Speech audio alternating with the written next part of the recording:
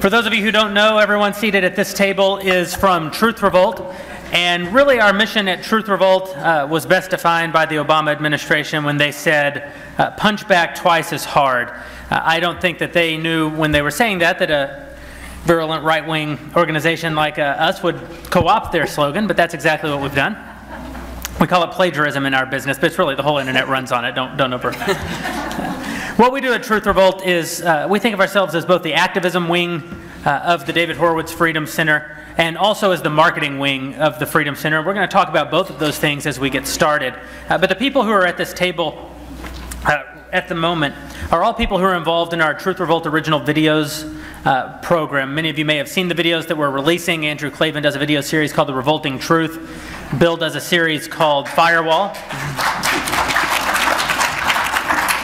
It's impossible for the record to know which one of the two they were clapping for, and I don't want to start any fights, so I'm not even going to speculate. Oh, we know.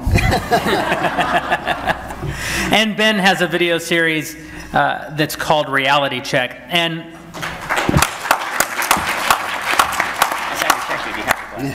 we're very pleased with our video series. To date, we've been viewed by more than 14 million people in the 11, 12 months that we've been doing the videos, which is an extraordinary number. One of the things that we like to say about the numbers, if you were to compare those to television, more people, our average video does 150,000 views. Very regularly we do 300, 400,000, and some of our breakaway videos are over 1 million. Bill has the record right now with a video about the riots in Ferguson, which is at 1.2 million views. And for context, 4 million for Number One with a Bullet. This is absolutely true. We have a video called Number One with a Bullet, which on a different platform on Facebook was viewed by 4 million people. And for context, the entire primetime lineup of MSNBC is viewed by fewer than 1 million people. So it's fair to say that our videos are reaching more people than engage in many instances than engage MSNBC. More people watch the average Bill Whittle video than watch Al Sharpton on any given night, and we think that's a damn good thing. Actually, I think more people are in this room than We're trying to make it seem impressive, though. What we like to think of ourselves really at Truth Revolt Originals is that we're storytellers.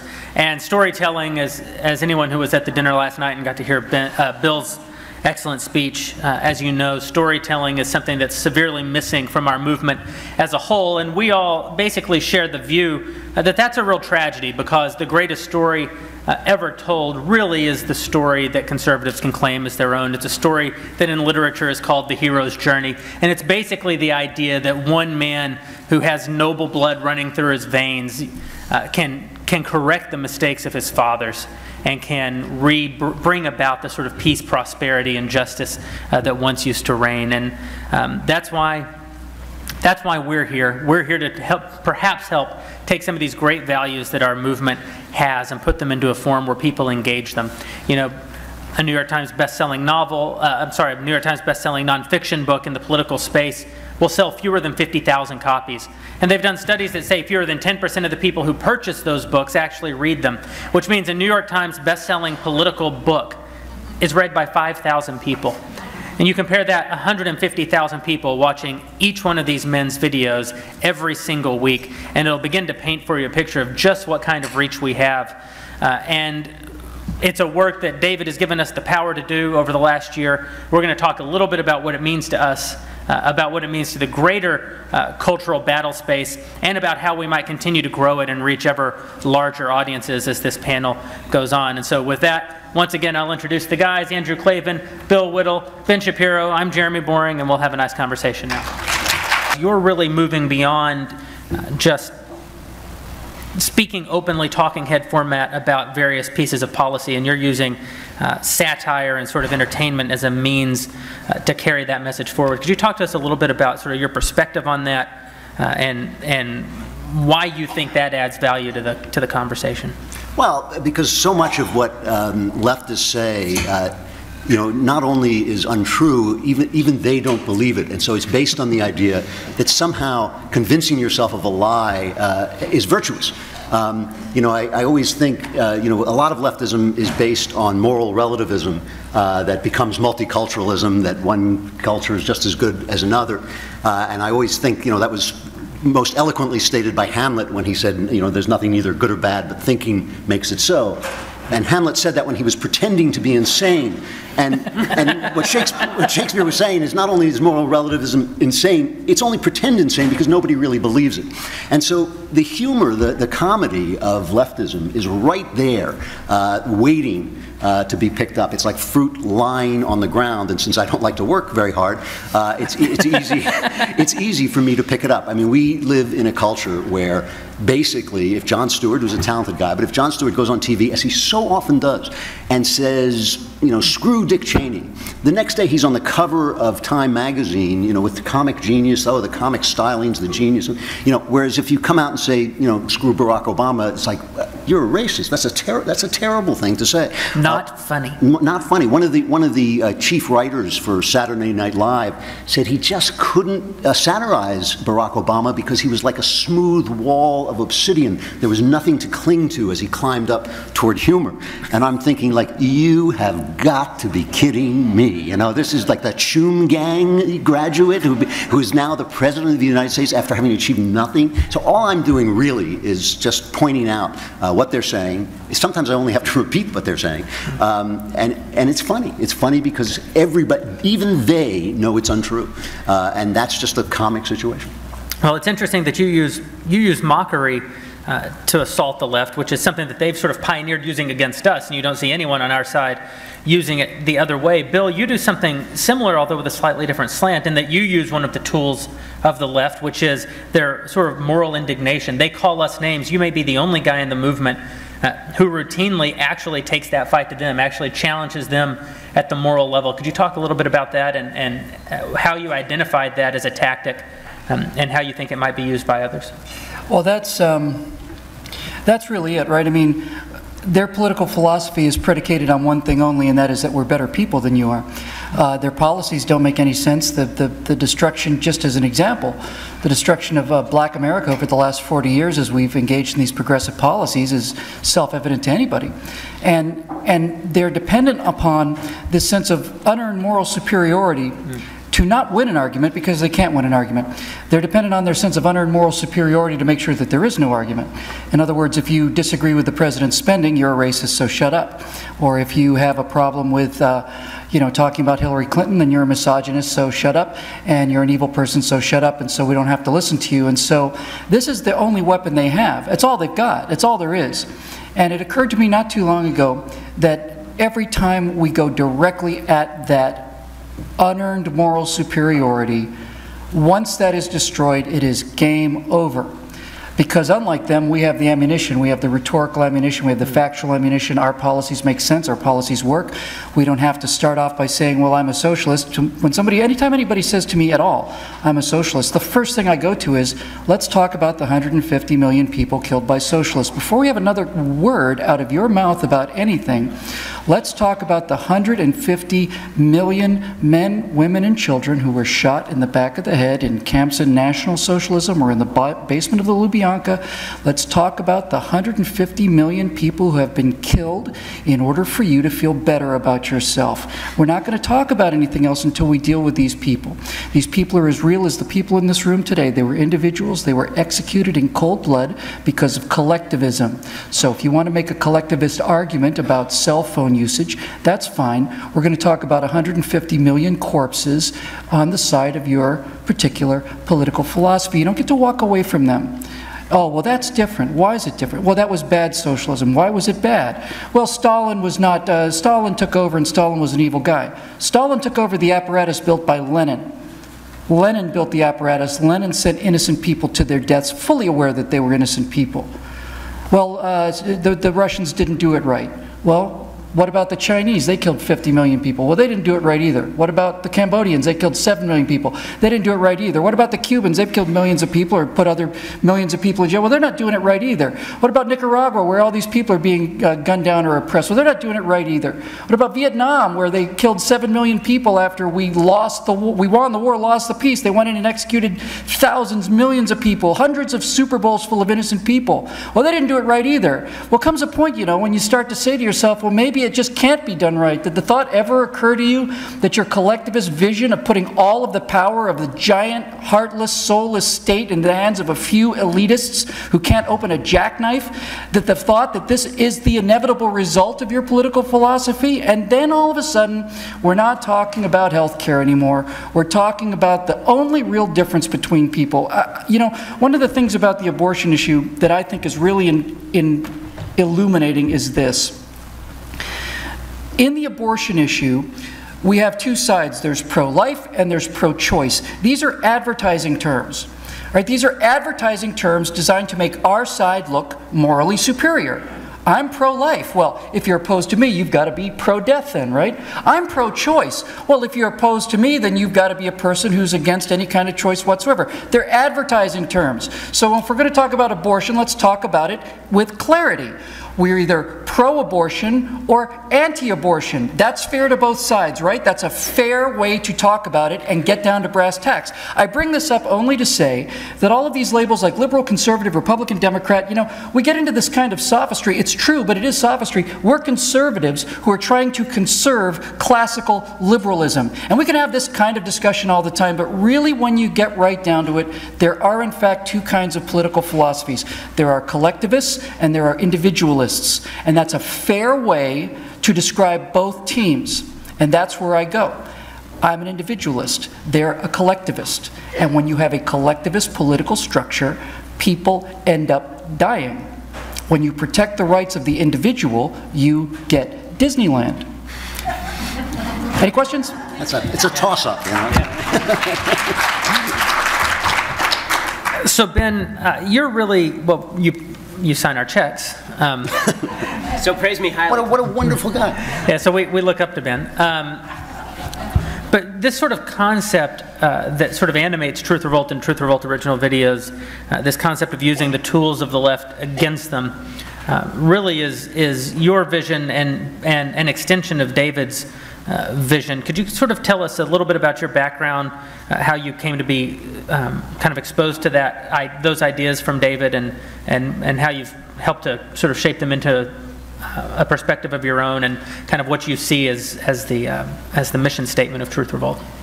First of all, I apologize for not being able to use the mic because it's Saturday, so it's a Shabbat for me, so I can't use the mic. So I'll shout as loud as I can and speak slower than normal, which you know is difficult for me. So I can honestly say that in terms of the two big ideological mentors that I had in my life, David is one and Andrew Breitbart was the other. And they were both on the same page when it came to strategy. And the strategy was always that you walk toward the fire. That you take whatever they are firing at you and you just keep walking toward them and you use whatever tactics they're willing to use against you. Because we're way too polite in the conservative movement. We do this routine where we act as though if we're nice and if we're kind and if we're generous to the other side, that somehow this either wins us points with them or wins us heaven points. And because of that, we therefore ought to do this even in the face of people who call us evil on a daily basis.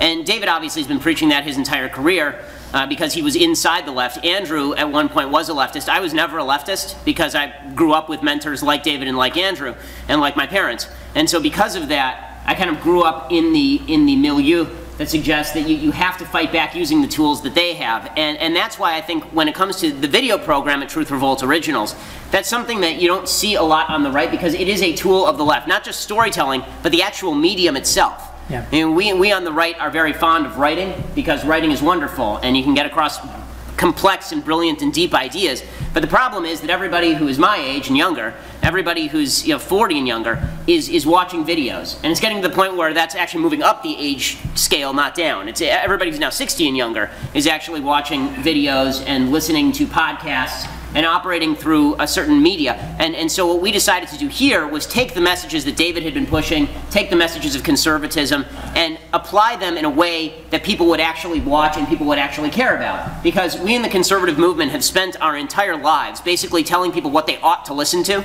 instead of saying, what do people want to listen to, and then how do we appeal to those people? Right? Why is it that Barack Obama can draw 30,000 people to a stadium to talk? Well, it's not because of Barack Obama, it's because Katy Perry's his opener. And so for us, the key is how do we take the material that we have and market it in a certain way. So we've really focused at Truth Revolt. The original mission of Truth Revolt, which we still do, is taking out the bad guys on the left, which is why over the last year, no one has been as successful as we have in terms of taking out media personalities. I mean, we turned Martin Bashir into an unemployed person and Piers Morgan into an unemployed person, and we turned Lena Dunham into a running joke because she sexually molested her sister, and we have destroyed a number of major media figures on the left. But it's not enough to just tear them down. We also have to build something up in place of that. And so, you know, I'm eager to talk about and very transparent about, you know, what exactly our budgeting constraints are in doing all of this, because the left spends literally hundreds of millions of dollars every year pushing the kind of content that we push from the other side. Yep. And we could, I mean, each one of these videos, Jeremy said, each one of these videos is getting seen more than a single video, than a single episode of Al Sharpton. Well, we want to get to the point where we're getting seen more than Rachel Maddow or Al Sharpton or both of them combined, and we want to be doing it on a daily basis. And, you know, that costs money. And so the vision is twofold. One is to knock them down, to hit them as hard as we can in the throat until they're on their ass and they don't get back up again. And the other is to then go to all of the people who they couldn't talk to, who those people were talking to, and now convince them and now work with them. And so that's really the two-pronged approach, is to hit them as hard as possible, and then to go to all the people who are not being talked to or who are being talked down to and speak to them in a language that they understand, which is why when we talk about the things that we do at Truth Revolt, we're always thinking in terms of, okay, Facebook marketing or YouTube or comic books. I mean, it's always, it's never in terms of we need another documentary that no one is going to watch except for, you know, except that it's been marketed on radio. I mean, Dinesh D'Souza is an outlier. Most documentaries don't get watched. What we really need is the stuff that people are going to watch and the stuff that people are going to see. And if we do that, if we build an audience big enough and powerful enough, then we really can make a dent. Because it's not enough to have the right message. It's making sure that people have the capacity to hear the right message. Absolutely. And could you go over that stuff about hitting them in the throat again? I like that. I just love this little stud. He kicks ass. I work for Truth Revolt, and it's an enormous pleasure working for Truth Revolt, and I work for another company as well. And the other company has a very, very, very large budget that gets spent on a giant marketing company, and they do all this research, and they have all these you know, emails and all these promotional things, and it's just a giant firm that gets paid a lot of money and is designed to do promotion. And they asked me why my Truth Revolt videos do so much better. And in terms of views, because basically they're the same video, the same message with different skin. And I said, because the Truth Revolt people put a little money behind getting them viewed.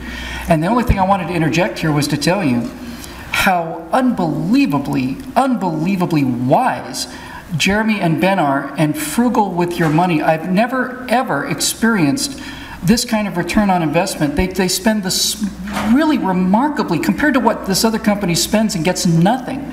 They make very, very limited, very precisely targeted purchases. And frankly, there's no point in paying us to do the videos if they don't get seen. They spend very little money and get enormous results because of the research and the wisdom that they've shown. And when we did this same sort of panel back a few months ago back in Florida, Jeremy was talking about the floor, what the floor would be with just a little bit of extra resources. But I just wanted to say, as a person who's been in both these worlds, I'm astonishingly proud of the work that these two gentlemen do, and how frugal they are with your resources and how much reach they get. It's heartbreaking. I'll just come out and say it. It's heartbreaking. And Andrew would know more about this than I do, to get a few hits, to get a very small number of hits on a video. But seriously, I can't tell you how many times, I know this must be true for them as well, where you put your heart and soul into something, you think it's a really terrific argument, you really think it can make a difference if people would just see it, and then it just sits out there and does 20, 30,000 views, and you just, you know, just tears the heart out of you. I've never worked for a company that had not only a commitment to get the videos done, but market them. And I'll just close this thought by saying, what a remarkable idea, huh? What an incredibly advanced, amazing, brilliant insight. We have a product, maybe we should market and advertise the product. Yeah. You know, and it goes beyond that too, because these two guys are doing something that Bill and I talked about but we've never seen it done on the right before, which is that they are essentially fishing where the fish are. They're entertaining people. If you look at a site like BuzzFeed, which has got to be one of the monster sites, it'll say, here are the 10 hottest bikinis worn by movie stars. Here are the 10 coolest cars. Here are the 10 best action scenes from a James Bond movie. And here are the 10 reasons why Hillary Clinton should be the next president. So it's kind of like putting a naked person in Macy's window, gathers a crowd, and then you deliver your message. It's a form of storytelling that is just not done. I was thinking the other day after Netanyahu made that speech before Congress, my favorite reaction to the speech came from Barack Obama, who's just, satirizing Barack Obama is like being on welfare. It's like the government just supplies the satire. And Barack Obama, looked at this wonderful, impassioned speech, fighting for one of the really, truly important causes of our time. He said, it's nothing new. There was nothing new. And I thought, that's right. There is nothing new. Good and evil have been fighting since creation, and they're still fighting, and it's nothing new. Only Barack Obama thinks that he's going to redefine this endless thing. And the thing about storytelling is you hit the points that aren't new. You hit the points that are always true, that are always the same, and people recognize it from their gut. And so the things that BuzzFeed does, the things that a lot of other sites on left-wing sites do, the thing that Jon Stewart does, is he tells the story that is just essentially and forever true, and that's what we're trying to do. Yeah, that's right. And for those in the room who may not frequent BuzzFeed, BuzzFeed is the most influential news website in the world today. And they are not primarily a news website at all. They're primarily a pop culture entertainment website. And it's because they understand something that I think it's really shocking to me that we don't understand on our side, right? The right is typically populated by people who at least pay lip service to appreciating the free market, appreciating the concept of commerce and business, and a lot of people who've made a lot of money in the world of business. And yet, we treat voters and would-be voters like they're chess pieces instead of what they actually are, which is customers. And we're never trying to actually sell them what they want to buy, which is what we would do in business. We're always trying to force them to take what we want them to have, which is a bad business model, right? And we fall in love, in many cases, with the means of delivering a message, even at the expense of the efficacy of the message itself. I have a grandmother whom I love, and I'm from a very small town in Texas, and we have this local newspaper that's been there for almost as long as the town has been there, the Slaytonite. And so for that entire time, the Slaytonite has said who married whom, had every obituary, what was the score at the high school football game last week, and this sort of information that keeps a small town moving. There's never been any news there, but other things are in the newspaper. And my Nana asked me one time, she said, how do we get more young people to read the Slaytonite? And it was a real breakthrough moment for me because I realized what a flawed question that is. Young people will never read the Slaytonite. If you went to the Slayton High School and you offered to pay every young person there $10 a week to read the Slaytonite, they still wouldn't read the Slaytonite. I mean, you could not pay them to do it. If you took a Thomas Sowell book to a college campus and said, I'll pay every freshman here $100 to read this book, not one single person will read the book and take you up on that offer, and it's a flawed question. We shouldn't even want to do that. The question we should be asking is, how do we get young people exposed to the wonderful information that's being communicated by the Slaytonite? And we should have no attachment whatsoever to the means by which we deliver that information to them. In other words, we should treat them like customers. We should see what they want to buy and then find a way to infuse our values or our information into that item that they actually want to spend their money on. And this is what Hollywood is so good at, right? James Cameron, we will write, like, in the conservative nonprofit world, we're the sort of guys, we'll write a tract or a book or make a documentary about how evil the global warming hysterics are, the climate change hysterics are.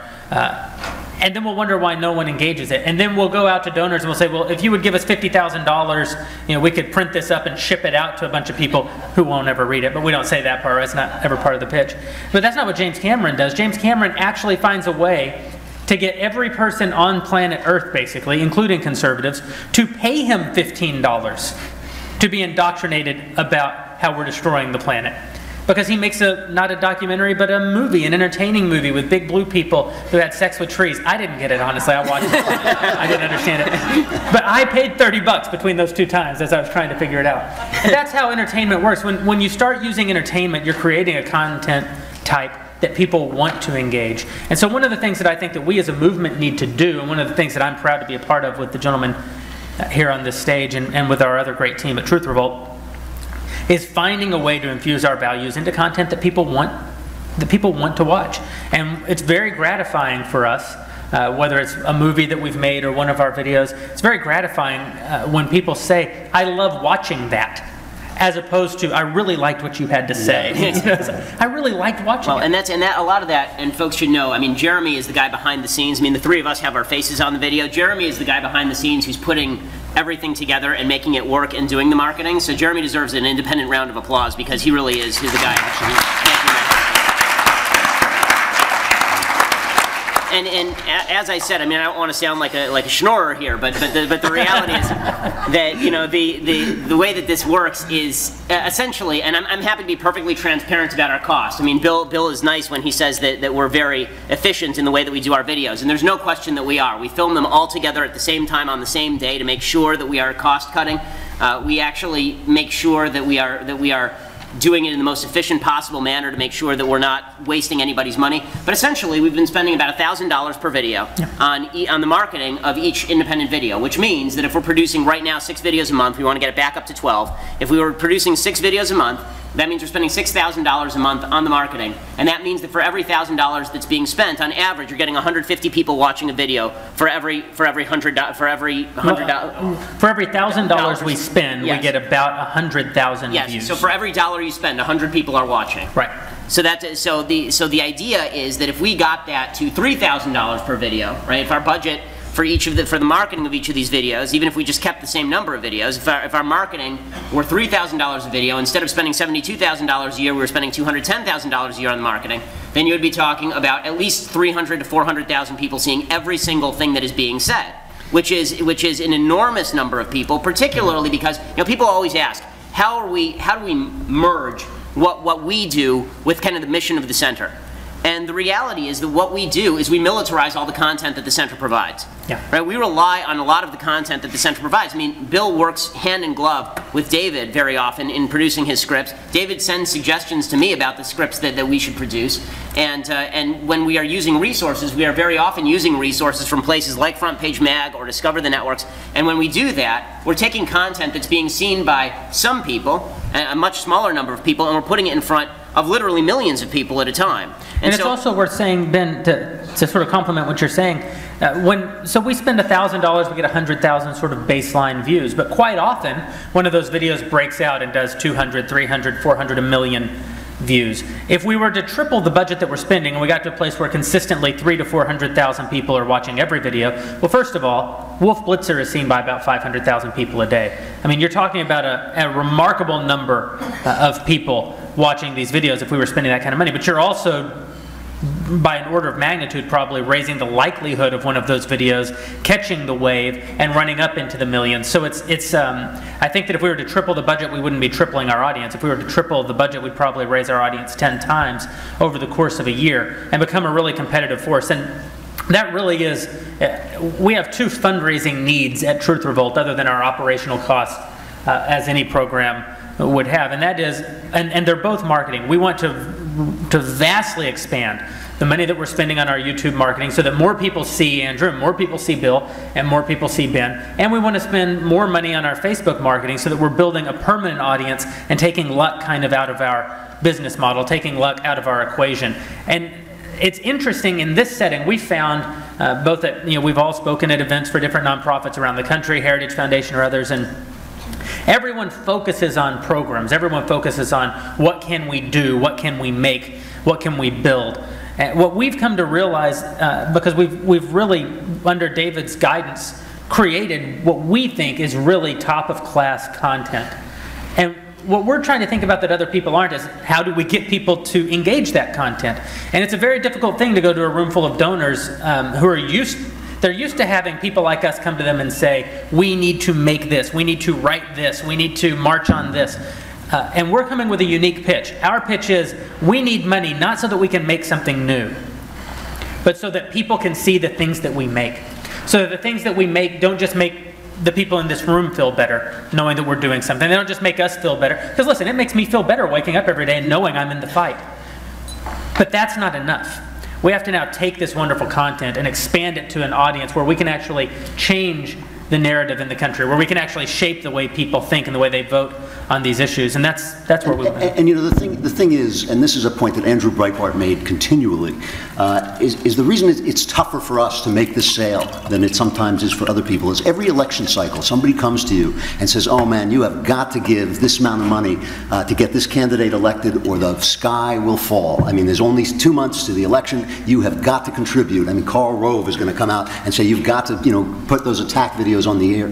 Meanwhile, the culture is eating the ground out from under your feet. It's eroding the very ground that you're standing on. And those of you who remember what America used to be like, look at the White House and say, how did Barack Obama, a guy like Barack Obama, get in the White House? It's because they saw him at the movies. It's because while we were dealing with the next emergency and the next emergency and this election and that election, they were eating the ground out from under our feet by taking control of the culture. And that's what we're trying to do, is take the culture back. And that's why it's sometimes a more difficult pitch, because it's a long burn. It's a long job that we have to do. And the only words that I always want to tell conservatives are the words from The Hitchhiker's Guide to the Galaxy: don't panic. You know, do not panic, because we have a long job ahead of us, and it starts now. And we're trying to do it now.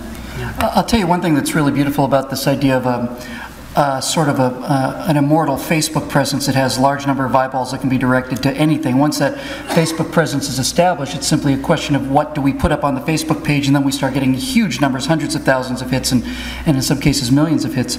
So I hope everybody's, I know you're all seated, but you might want to strap on your seatbelts, because here's a really revolutionary idea. If we were to have this Facebook presence where we could start really sending large number of eyeballs in certain places, then it'd be time for us to use the most powerful weapon of all. And this is why I'm glad everybody's sitting down, because I don't think anybody's ever said these words before to a conservative audience. But the fact of the matter is this: you know, we can make conservatism interesting and passionate. We can make conservatism funny. But if you can make conservatism sexy, it's game over. Now, when I look to my right and to my left here and think about making conservatism sexy, how much sexier could it get? We're boned. Oh, my. We're boned. Well, ladies and gentlemen, let me just tell you one thing. When they use